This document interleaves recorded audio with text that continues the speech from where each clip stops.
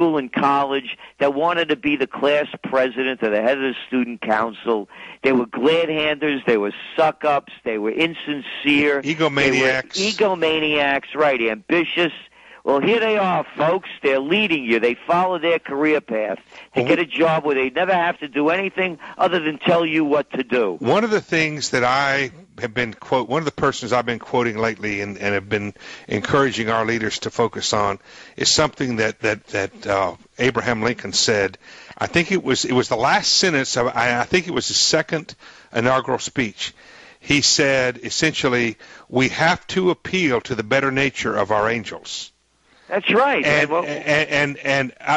sorry, we have to appeal to the nature of our better angels. Let me rephrase it. We have to appeal to the nature of our better angels. In my opinion, the better angels of America is reminding Americans what we stand for and what we built and how we still have the ability to build things. We still have the ability to innovate and to create things and to get ourselves out of this problem instead of saying, why don't we rely on the government with more stimulus spending? Exactly. And how could anybody rely on the government for anything? Yeah. What are they so great at doing? They mess up everything they do. They mess it up. Exactly. Katrina quality rescue skills all around. Yeah. Whether it's in healthcare, whether it's in education, whether it's in prosecuting wars. They lose at everything they touch. I do believe, Gerald, that America has a problem with the political class. We have a serious problem with the political class. And, folks, this is not Republican or Democrat. It's political class. I'm a political atheist. I don't believe in these fairy tales. Yeah. But, all right, well, Gerald, is there anything good out there? Are you seeing any good news out there? Yes, there are businesses that are making it, new businesses that are starting up. The key is quality. And you remember America used to have the stamp of quality worldwide. Made in America. Right. When I was a kid, if you got anything from Japan, it was junk and you didn't want it. Because America has such a high standard of quality. We lost that. And you look at the businesses that are succeeding, and we see them.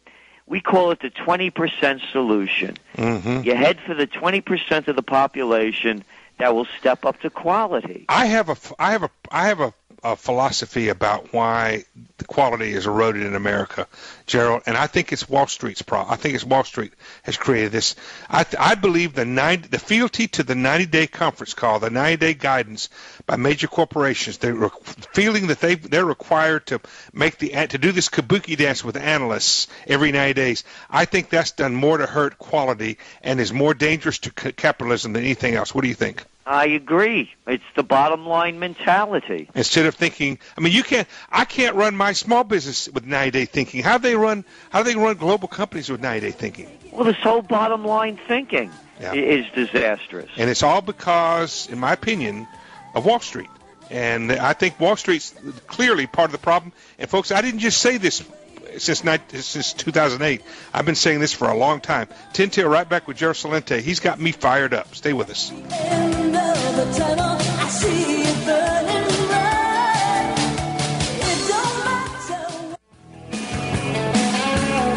There was no use talking, there was nothing to say. When the band began to play, and we danced like a wave on the ocean, romance. We were liars in love. Welcome back. It's 7 till. I'm Jim Blasingame. Thanks very much for staying with me. Thanks for being part of my day. Having a great visit with our good friend Gerald Celente, the author of Trends 2000, also the Trends Journal, which is a quarterly publication that I'm a happy subscriber of. Gerald, tell us how we can find you and how we can get your Trends Journal. Well, it's trendsjournal.com. That's trendsjournal.com.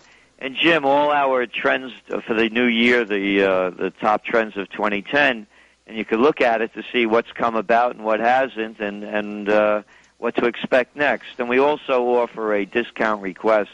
We know people are having a difficult time, so we try to make the journal available to everyone. I appreciate that. And if they tell you they heard about you on my show, you'll be really sweet to them, won't you? Oh, absolutely.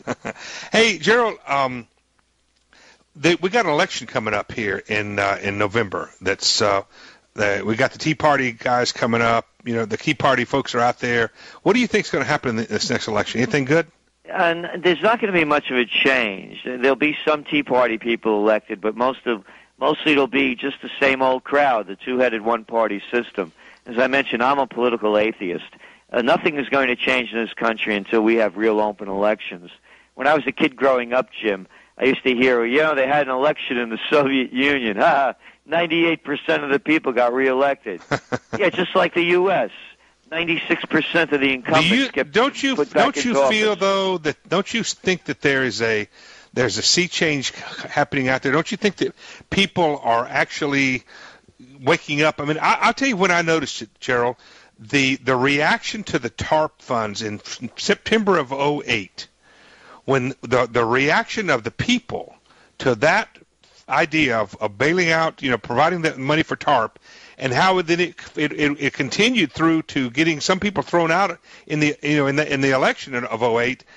I saw some grassroots sentiment changing out there. Are you seeing that at all? Absolutely, and the Tea Party is just the beginning of it. We see a much broader coalition by 2012.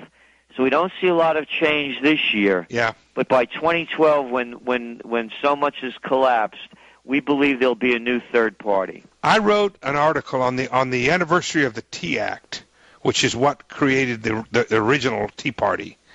I wrote an article, and the title of the article was, "It was never about the tea. It was always about liberty." Yep. And I think maybe Americans are starting to realize that the more we demand our politicians to do something about things that nobody can do anything about, the more we lose our liberty. What do you think?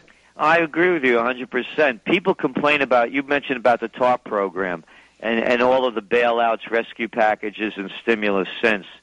And people say, oh, this country's turning socialist. No, it's not. Socialism's egalitarianism. The merger of state and corporate powers, by definition, according to Mussolini, who defined it, is called fascism. And that's what we're seeing more and more of. It's the merger of state and corporate powers. Mm-hmm. Who made up this stuff? Too big to fail. This is America. You rise and fall on your own merits. Right. And this is the biggest scam that ever came about, making up this thing that they're too big to fail. No, they're not. If they would have failed, somebody else would have moved into their spot. That's what the bankruptcy and the marketplace cleansing process will take care of. Gerald, I got about a minute and a half. What is your best suggestions for small business owners to deal with the next 12 to 24 months? Look for quality. Go for the market with the money. You're not going to make it on commodity-priced items. You have to be unique, and that's what made this country so great, innovation. Personally, for me, and I don't recommend it for anyone, just my own personal investment strategies on that end, I still and I've been talking about it for years. I'm still a strong believer in gold, and the cash I have split now between Canadian dollars and U.S. dollars, only for the purpose if one goes up, the other goes down. Mm-hmm. So I stay even. And gold is my wild card, and I'm very risk averse, particularly in these days. Yeah. But I don't. But unlike General Motors or Lehman Brothers, gold will never be worth zero. Yeah. Hey, Gerald, give us the website one more time, please. TrendsJournal.com. That's TrendsJournal.com. And, folks, the book Trends 2000 is still an important book. I recommend it to you. Check out his quarterly Trends Journal. Hey, Gerald, thanks for being here. Good job today. Hey, thank you, Jim. Don't unbuckle your seatbelts yet, folks. Gerald's still in the building. I got to go for this hour. I'm Jim Blasingame, the small business advocate, reminding you that when opportunity knocks, it doesn't know you've had a bad day. Greet it with a smile. I'll see you later.